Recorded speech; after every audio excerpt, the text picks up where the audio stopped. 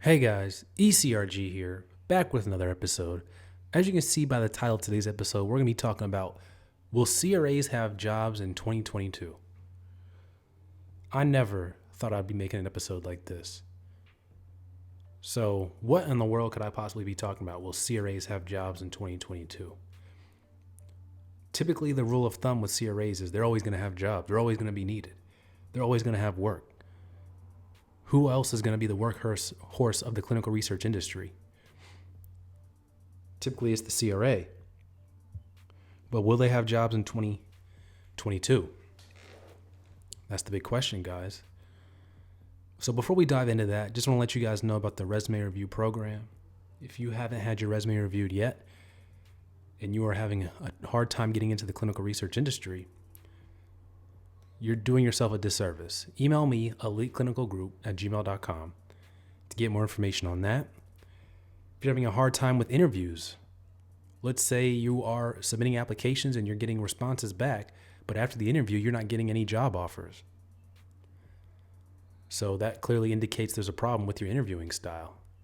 So email me, eliteclinicalgroup@gmail.com, to get any interview preparation. Let's say you're having a hard time in general. You don't know what path to go down. You don't know what path would best fit your current experience. Again, we have career consultation also, so email me there, eliteclinicalgroup@gmail.com. Now let's go ahead and jump back into this episode. So I received an email from a listener who emails, off and on. I consider them a pretty high performer.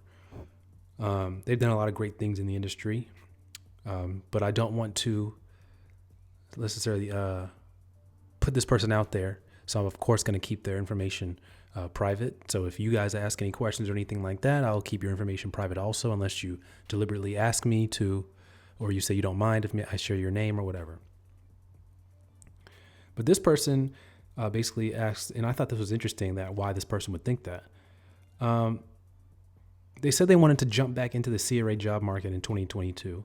Now before that they were a CRA, and then they went and did some more clinical research related things, but still in the world of clinical research, but they're interested in coming back to being a CRA. And they asked, do I think the great job market will last until this time next year? They said they know of a couple CROs that are just mass hiring folks with no CRA experience into these CRA roles. And while I'm happy for them, my thoughts are that this will create a huge surplus of CRAs next year when the market returns to normal, i.e. layoffs.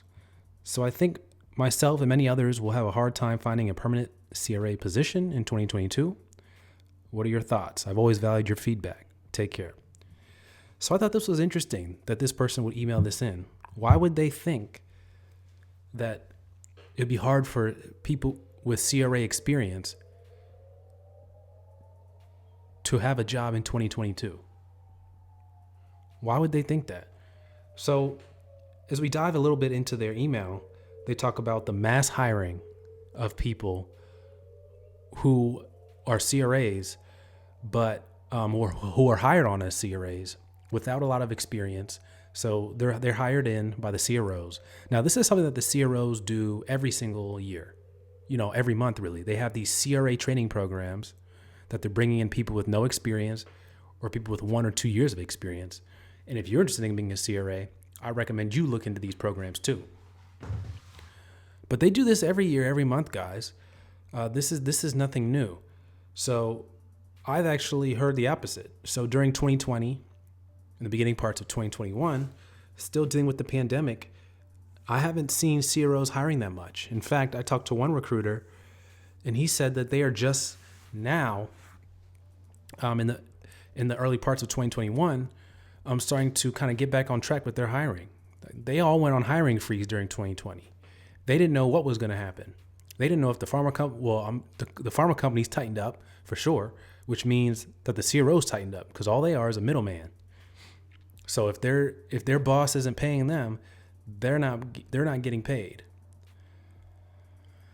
So of course, that's problematic. So as far as hiring goes, they went on a hiring freeze in 2020. In fact, a lot of senior contract CRAs lost their jobs, because that's the first people that go. Whenever there's a problem, The senior contract CRAs are the first people to go. The contract CRAs are always the first people to go.